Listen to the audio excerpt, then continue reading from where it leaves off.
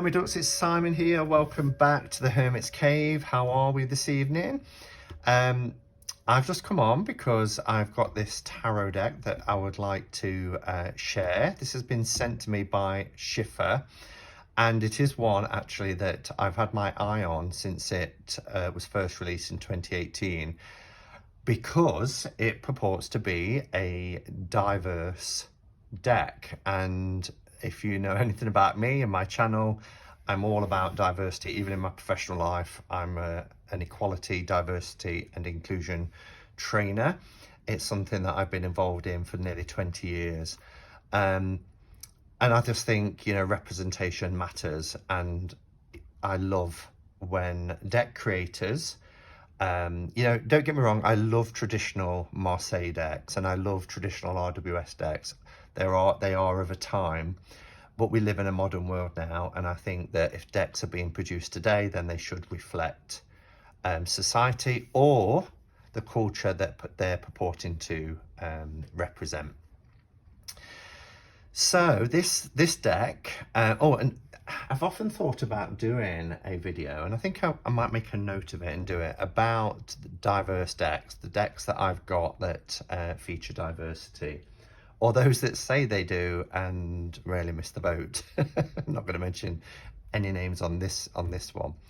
But yeah, this is Tarot of the Moors, and it's by Gina G, and I think that's a T. So if it is, it's Thieves. And let's have a look at the back. It has got a little bit bashed, but not bashed, but torn, which will make it easier actually for taking the cellophane off. So it says, fascinating, picturesque, timeless. This tarot deck satisfied the need for cultural diversity in the tarot tradition, as it conveys the cultural enrichment that thrived in an atmosphere of tolerance in Moorish Spain. Viewed through the lens of a professional tarot reader and artist, Tarot of the Moors is visually stimulating and refreshing for modern enthusiasts, as it captures the symbolism of tarot in an accessible, infectious way, drawing the user into a world of symbolic richness. This elegant pack comes complete with 78 attractive, vibrant cards and a guidebook that teaches tarot reading methods with compelling card interpretations and keywords. This book is a historical saga full of traditional tarot wisdom and includes unique court cards, ranks and spreads.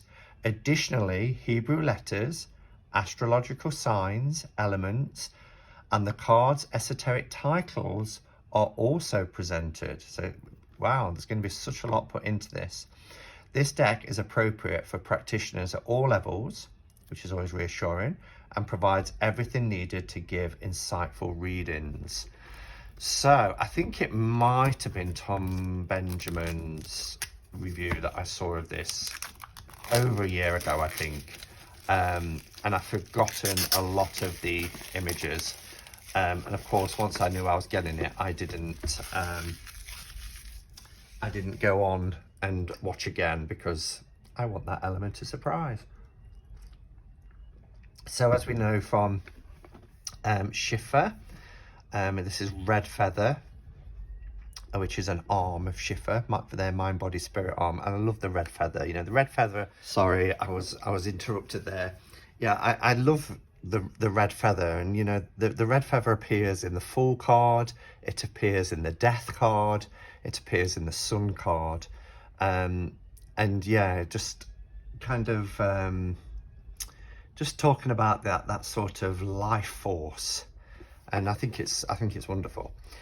So we have this lovely boxes that Schiffer do with the ribbons and everything. Gina Thieves' new deck, the Tarot of the Moors, is a beautiful, evocative and important addition to the tarot. Tarot of the Moors takes us on a multicultural adventure through a previously forgotten part of tarot lore. The beautifully painted images draw you into a timeless world of ancient knowledge by skillfully weaving the influences of the three major religions, the cultures of the Moors and the Spaniards, and the history of the tarot. With this deck, Gina has created a vital key that allows us to effortlessly understand the mysteries as we access the answers we seek. And there's lots of different, Mary Kay Greer has put a comment here. Gina Thies has imagined a tarot deck that draws on the Moorish culture of Sicily, Spain and North Africa that preserved classical science, art and philosophy in the West, and was a precursor to the Italian Renaissance. For the first time, we can experience a rich heritage underlying tarot that was almost written out of history. And you can see this sort of, this artwork, this design that is very, you know, it just brings to the mind, doesn't it? That sort of Spain and North Africa kind of area. So it's beautiful. So we've got a book, and then we have, oh, they're in two parts. Not quite sure why. Didn't need to be, because it has this deep well, but they're gilded, beautiful backs, matte cardstock. Oh, loving this. You can take this out if you want, and you can just, you know, pop the cards in with the book. You can put them in a bag and put them in. So I like it when the inserts are optional, because I do put some decks into bags, so having less of this. But then if you don't, you just want the cards protected, these are good also. They've got the nice cutouts for fingers and things like that. So lovely box, not too huge, nice and compact. So then we have the book. Let's have a look at this. Oh, that's printed on the inside. I was thinking that was paper. So that's what's on the inside of the lid of the box. Eric C. Dunn of Illuminati and Apocalypsis fame has written a foreword. It is 2018. Wow, so this is everything you get. So you get your foreword, you get your preface, the acknowledgements, the introduction, influence on the tarot. So we've got emblems, tarot structure, getting acquainted with Tarot of the Moors, consulting the cards. We've got our major and minor cards, and then we have spreads, bibliography and endnotes at the end. So this is the foreword written by Eric C. Dunn. Then we have the preface. In your hands you hold a tarot that uses as its theme the culture and characters that shaped Andalusia. Well, that reminds me of The Alchemist. He travelled through Andalusia. Specifically the people which carry the deck's namesake, the Moors. You'll be taken through the landscape of Southern Europe, North Africa and Arabia. You'll become familiar with a land where Muslim, Jews and Christians lived in tolerance and flourished culturally and economically. In its best intention, Tarot of the Moors sets out to be a multicultural deck and not one that lends prominence to any particular faith. When one decides to create a tarot deck that diverts from the well-known Rider-Waite-Smith deck, it draws upon you just how specific to European Christianity the characters are depicted in tarot. So, you know, I'm going to be honest, this tarot deck might not be for everybody if you don't like overt religious symbolism. However, as it says here, it's not following, you know, it's following one of all of the three Abrahamic religions, isn't it, of Christianity, Judaism and Islam. But and some people might like that and others might not, but let's see how they sit together. So I really don't know why they were divided into two, because these could have been printed as one. You know, they're not separate in the box. And once it's shuffled, I suppose it's fine, but I really don't quite understand why. I really love the backs. I love the fact that these are matte as well. They feel really nice. So yeah, so there's more about, quite a bit of writing about the deck there. Acknowledgements and introduction. How does almost 800 years of presence and visibility in Europe's history happen to get swept under a rug?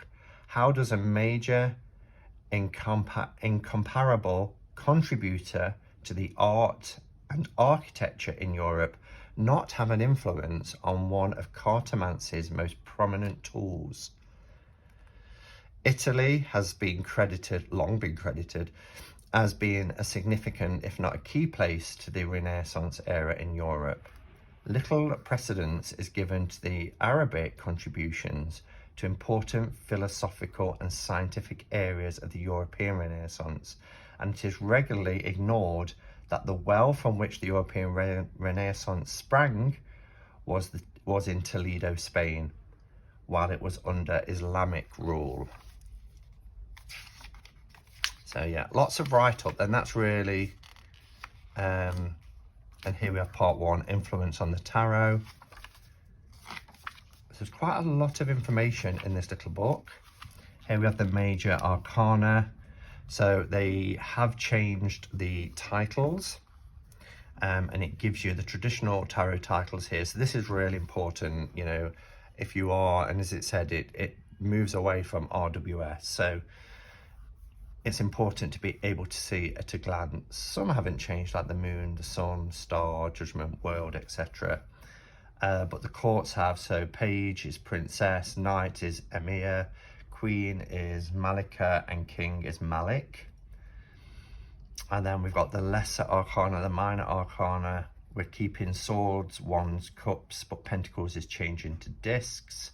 I like the fact that we've got the elements and the seasons represented here as well. So they have swords as spring, wands as summer, cups as autumn, discs as winter. Discs as winter I can go with, but I've often thought of cups as summer, but I know there's lots of different schools of thought out there on that. Consulting the cards and the significator, and then we go into the cards. We don't get a lot, I can see here on the cards. We've just got the thumbnail, black and white, the juggler, which is the Fool card, and then we have the esoteric title, maternal letter, Hebrew letter, Aleph, obviously for the Fool, 0, the path, the 11th, keywords, basic interpretation, and then just a sentence or so on reversed. And then at the back we have some spreads, as you can see here. Not a lot, but 4 spreads. Got the Celtic cross, 3 card spread, 4 card spread, and 4 and 5 card spreads. Okay. So let's have a quick look about the artist. As a writer, top-rated psychic advisor, and artist, her artwork has been featured in 2 collaborative decks, Tarot for Pink and Triumph of Life Tarot, dedicated to cancer research. Her first book, that'd be why it's the Tarot for Pink. Her first book, Tarot Coupling, Resources and Resolutions of Relationship Readings, has been called essential for the Tarot Enthusiast Library. Gina is the editor and columnist for Tarot Tips, a long-running newsletter at the Tarot School. So she's got a lot of knowledge and experience with the tarot. I love this cover as well. I'm not sure how it's picking up, but it's raised and it's got a lovely feel to it.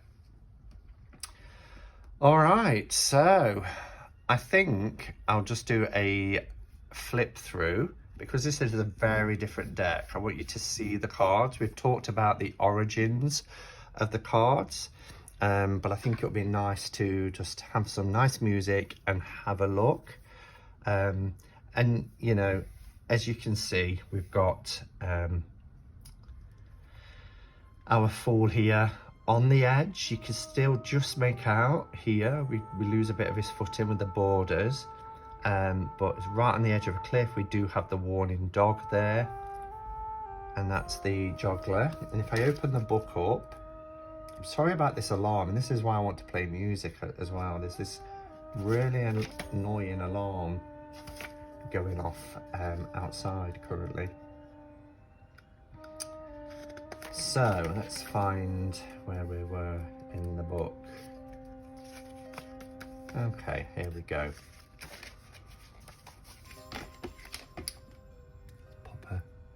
bit of light on. They are matte, so it's not going to give us a shine. So the joggler is our fool. The artwork is stunning, actually.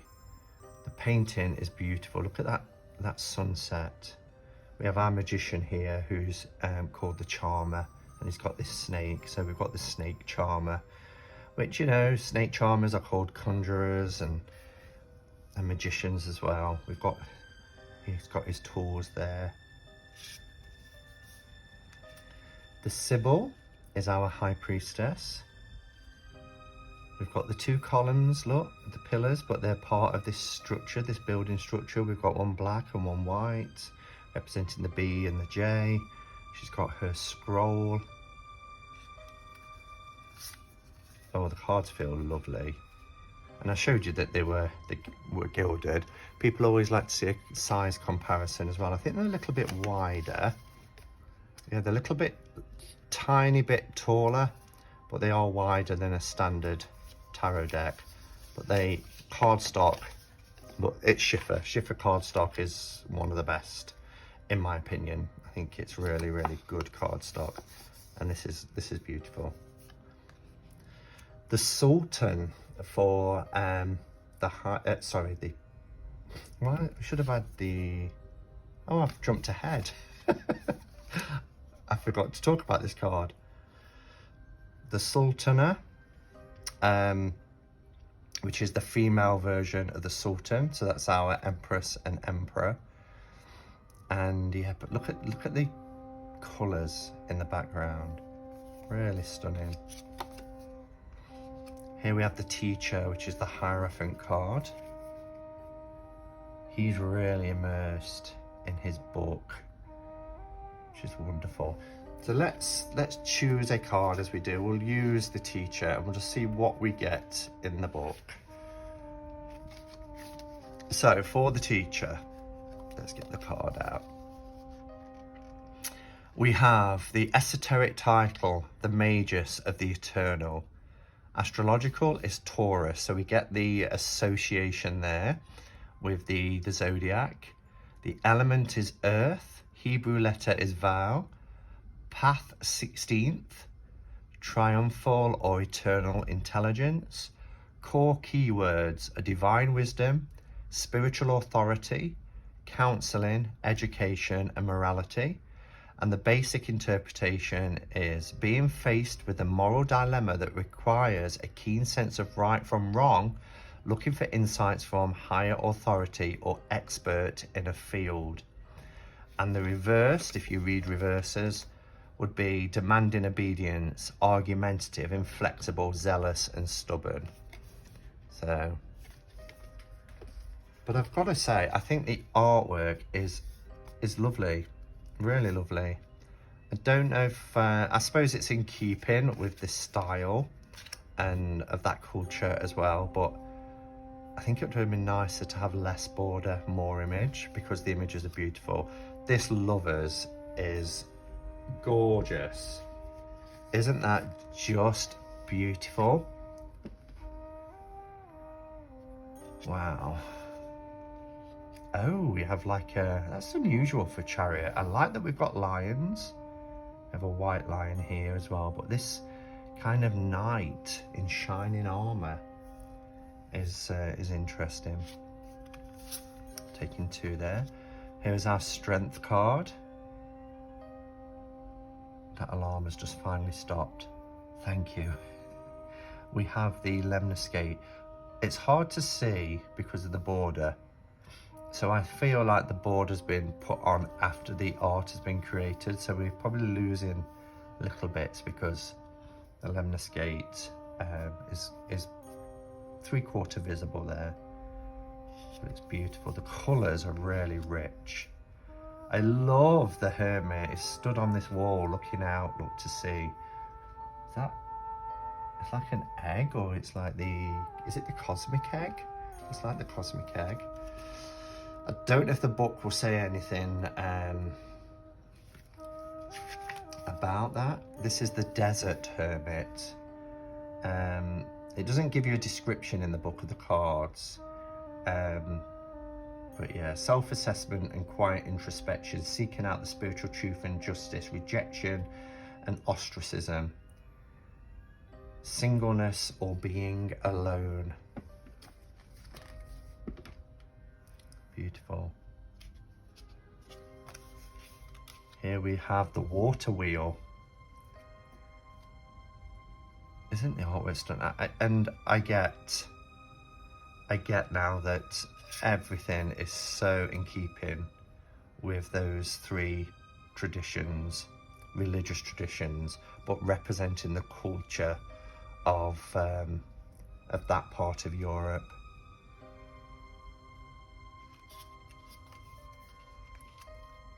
The aesthetic.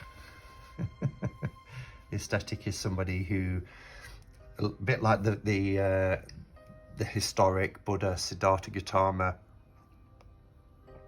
who will, you know, go off into the woods and self-deprecate, not eat, not wash, not drink, to really, the Buddha learned that that wasn't a way eventually to become enlightened, but a lot of people put themselves through things like this to become more spiritual, to allow themselves to suffer, whatever your views are of that. Wow, that's a powerful death card. Look at that. That's incredible. Even in the background, look, with the colours. We have alchemy. And this, I don't know why, but this deck just reminds me so much of The Alchemist. I think it was because, you know, young Santiago sets out from Spain and makes his way through Andalusia and, you know, through southern Spain and through Africa, northern Africa, and into Egypt, and meets characters from these religious traditions and cultures. Wow. So we have the Djinn for the Devil card. Wow, look at those chains and the fire.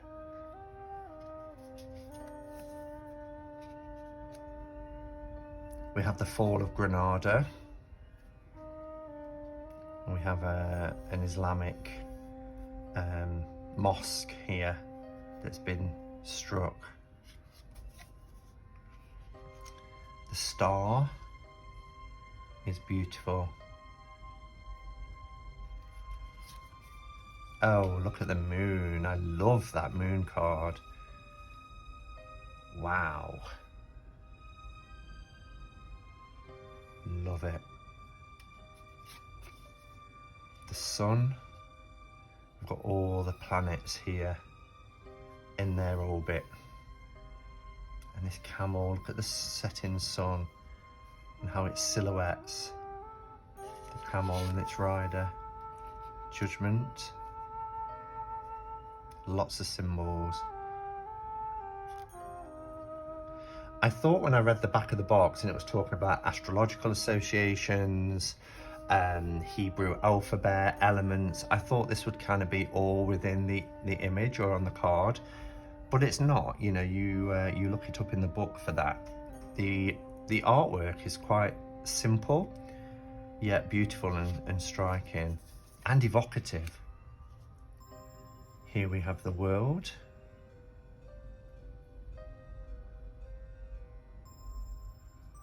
Gorgeous deck. So, yeah, I'm not going to talk through every card now. I'm just going to allow you to just absorb the images for the minor arcana and just enjoy the music.